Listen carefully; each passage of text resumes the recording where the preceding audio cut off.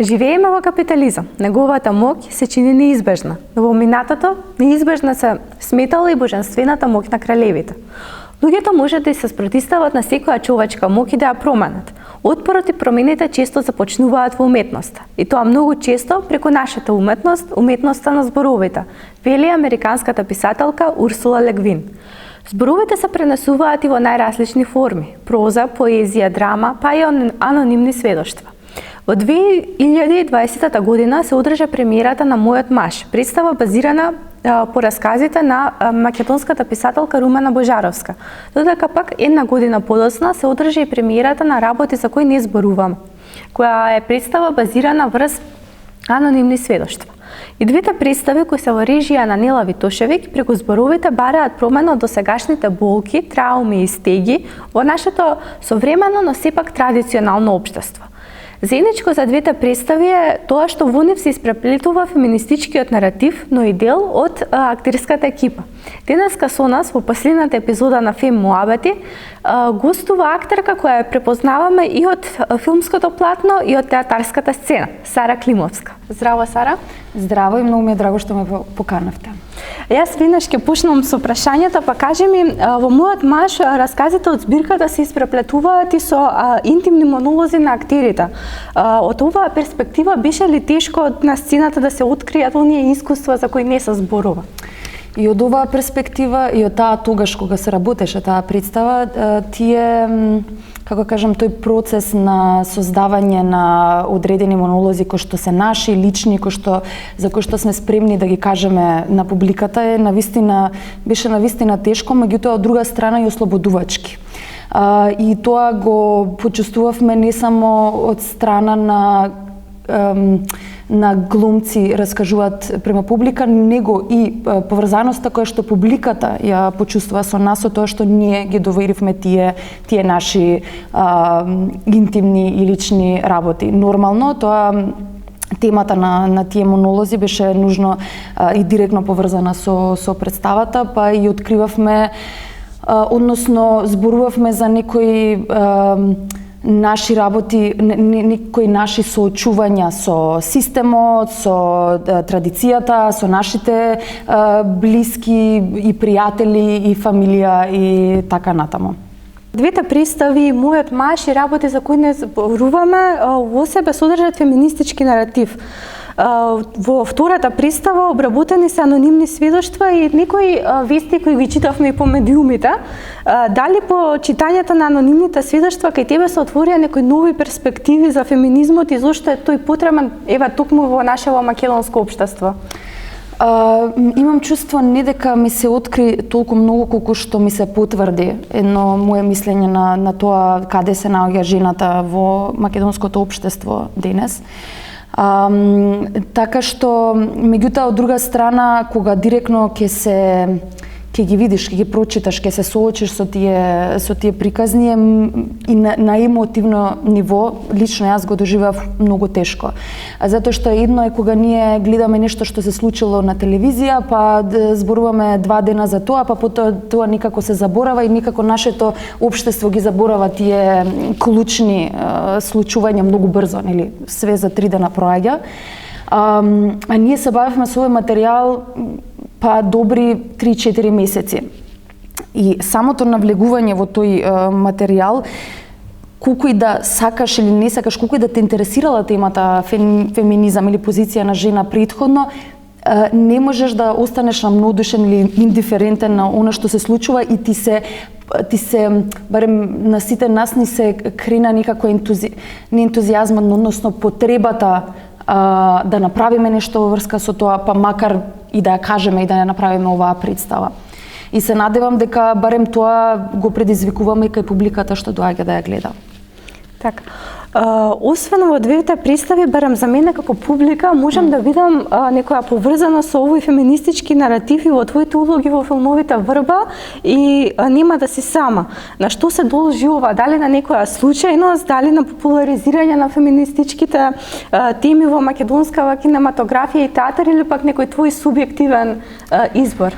Мислам дека е комбинација, сигурно не е случајност, бидејќи како јавни личности многу често ги кажуваме ставовите како сега на ова интервју, ставовите, личните ставови кои што ги имаме со цел некаква тоа да допре до публиката. Така што сето тоа што сум работела, што имало некаква феминистичка нишка е просто потребата моја и јас да бидам дел од тие проекти да го кажам тоа преку јазикот на режисерот, се разбира. Се надевам дека, мислам, до сега мојот начин на гледање према уметноста е буквално медиум и канал преку кој ние ќе ги кажем работите кои што нас не засегаат, кои што нас не се важни, кои што сметаме дека е просто битно да го кажат. Така што не е случајно сигурно. Во претходната епизода од овој серијал зборувавме за родовиот јас во повеќе сектори во државата. Па оттаму постои ли родов јас во културата или пак актерките се подеднакво застапени? Или пак дали можеби зад камерите она што го гледа јавноста владае некоја друга стигматизација? Мислам дека постои некаков јаз, можеби во културата и најмалку се гледа, бидејќи самото тоа што луѓето работат во култура подразбира некакво различно еманципирање, јазик на кој што каков јазик се користи, како се живее и така натаму. Меѓутоа се уште гледам различно перцепирање на тоа просто да се почне од професијата што значи да биде глумица. Да се биде глумица. Со самото тоа што нашиот инструмент е телото, со самото тоа што многу често сме биле во ситуации да го покажуваме, односно да играме со нашето тело да биде голо, и така натаму. Тоа многу често било осудено.